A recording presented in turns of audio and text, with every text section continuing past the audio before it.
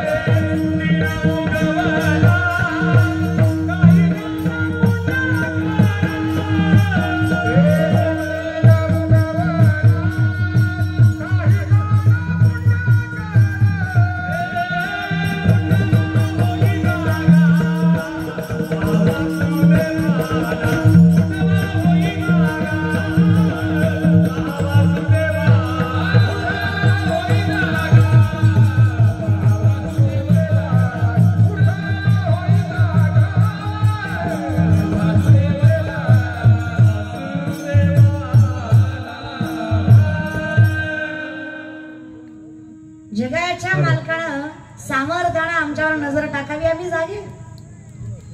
जगजोगी जगजोगी जागे जाग बोलती जागता जगत। जगाच्या मालकाला जाग करायची ताकद ज्यांच्यात आहे, आम्ही त्यांच्या चरणावर मस्तक ठेवावं। जगाच्या मालकाला कोण उठवतं? उठा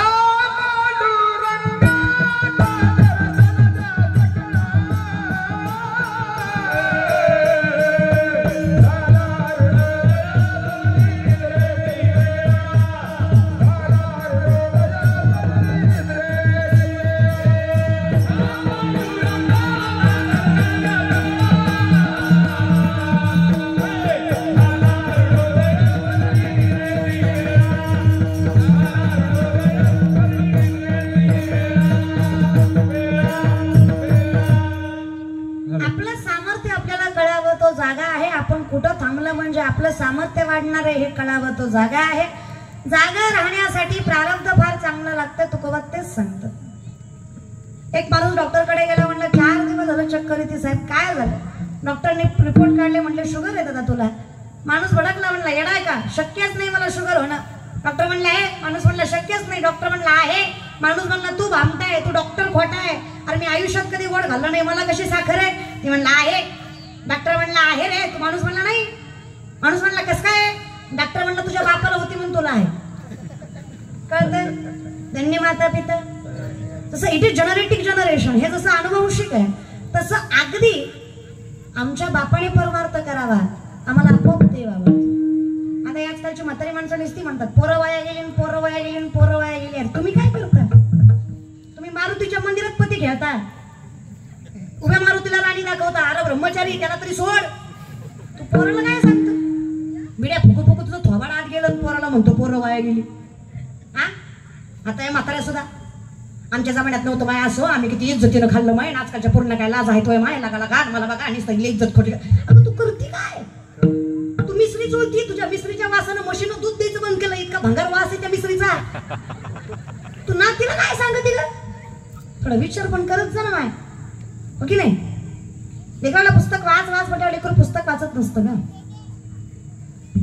लेकराला पुस्तक वाच वाच म्हटल्यावर लेकरू पुस्तक वाचत नसतं। तुम्ही पुस्तक घेऊन बसा, लेकरू शेजारी बसल्याशिवाय राहत नसतं। संस्कार आहे। तुम्हाला गाथा ज्ञानेश्वरी कळलं पाहिजे। तुम्हाला श्रावण संपायची घाई, लेकराने काय करावं? सगळ्यात आनंद तुम्हालाच काळी पिशवी आल्यावर होतो। नवरात्राचे उपास, दसऱ्या दिवशी बोकड, देवी कोपते म्हण, पोत्यात घरून हल्ली पाहिजे सांगणारी। काय भामटेपणा आहे असला? देव कोपतो म्हणे, 10 दिवस गणपती बुडवताना बाबूराव आणि बायको भेटत होतो, जिंदगीभर देवासमोर नाचला। हे असला परमार्थ करत जाऊ नका। आणि तरुण मंडळीला माझी विनंती आहे, खरं काय खोटं काय समजून घेत जा जरा, डोळे उघडत चला। आता अवस्था फार वाईट आहे। अरे काही करता येतं रे आयुष्यात, काहीही करता येतं, जिद्द पाहिजे। मी लॉच्या सेकंड इयरला आहे, आमच्या वर्गात एक पोरगा आहे। ते पोरग उभा टाकलं, सरांनी प्रश्न विचारला, उत्तर देताना आम्हाला कळलं पोरग बोबड आहे। अख्खा वर्ग हसला। सर म्हणले वेड्यास का तू, लॉला ऍडमिशन घेतलंय? तुला वकील व्हायचंय म्हणे आणि तुला बोलता येत नाही, तू बोललेलं लोकांना कळत नाही, तुझं वक्तृत्व प्रबळ नाही, शब्द फुटत नाही, तू वकिली कशी करणार? तो म्हणला ततलं बोलू नका. कतलं बोलू? ततलं नाही तर कतलं बोलू? तुला बोलता येत नाही, तू वकिली काय करणार आहे? सर म्हणले वकिली सोड, आयुष्यात काहीच करू शकत नाही. सरांनी अंडरस्टिमेट केलं. तरुण मुला मुलींना माझी विनंती आहे, अख्ख्या जगाने आपल्याला नावं ठेवावं.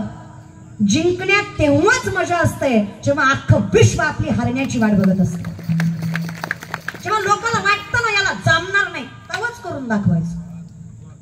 आयुष्यभर माझ्या शैलीमुळे लोकांनी मला नावं ठेवली. आयुष्यभर कीर्तनाची शैली, कीर्तन तिला काही येत नाही, नाचू नाचू जिरी होती, मी ठेवली. मी माझ्या विचारांमध्ये बदल केला, शैलीत नाही. मी माझ्या अभ्यासात बदल केला, शैलीत नाही. कारण मला माहित आहे जिथे जगाच्या मालकाचा मस्तकावर हात आहे ना, तयाचा हरिक वाटे देवा, तिथं जगानं कितीही पाय खेचले तरी आपलं कोणीच वाईट करू शकत नाही. ही ताकद विश्वाच्या मालकाच्या नामचिंतनात आहे. काय करू द्या लोकांनी, काय काय करायचं ते करू द्या, समाज आहे तो करणारच आहे. गोरी बायको केली तरी म्हणतात बापरे याला बरी दिली, आणि काळी बायको केली तरी म्हणतात अयो आणि ह्यानं बरी केली, मग काय ब्रह्मचारी ठेवतो का त्याला? लोक बायको करू देत नाही, जगू देत असतात लोक आहेत रे ते. आता एवढा जरी सुंदर कीर्तन सोहळा या सरपंचांनी या कुटुंबाने ठेवला तरी अख्खं गाव चांगलं म्हणत नसतं.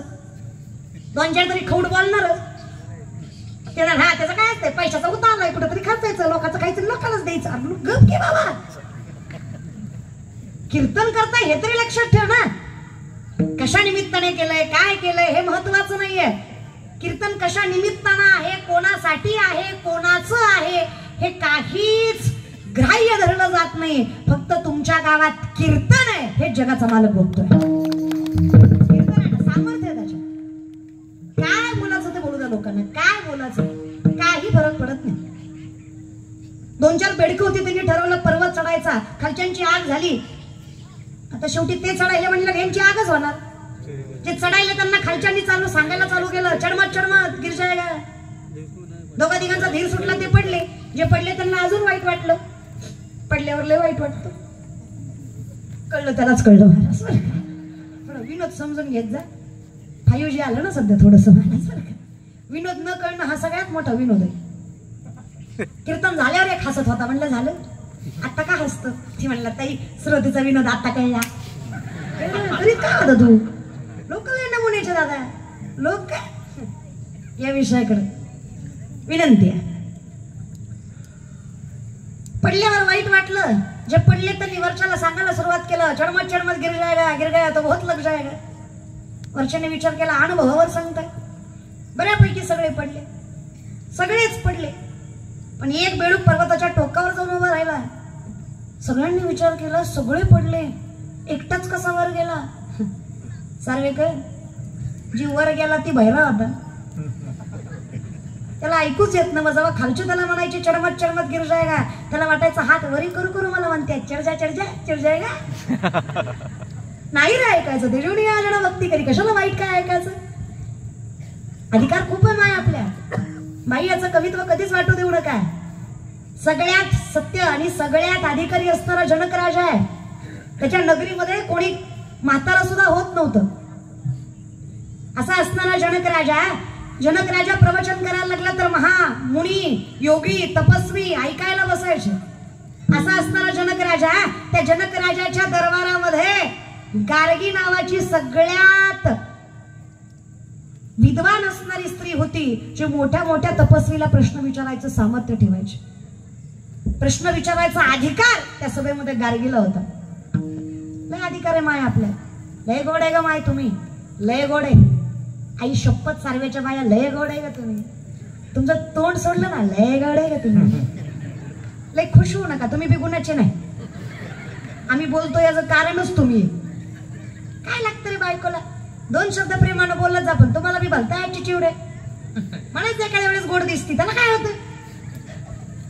तेवढीच बाई खुश राहते. आणि सासूनं बोलावं, सासऱ्यानं बोलावं, जावं बोलावं, नंतर हिरवावं, गावानं त्रास द्यावा, अख्ख्या जगानं वाईट बोलावं, फक्त नवऱ्यानं म्हणावं नको काळजी करू, सोबत आहे मी तुझ्या. बाई सगळी संकट एका पायावर सहन करते, फक्त नवरा चांगला भेटला पाहिजे. आज वाटतं आमच्यासाठी वाजवीत जा कवा तरी वाजवीत जा.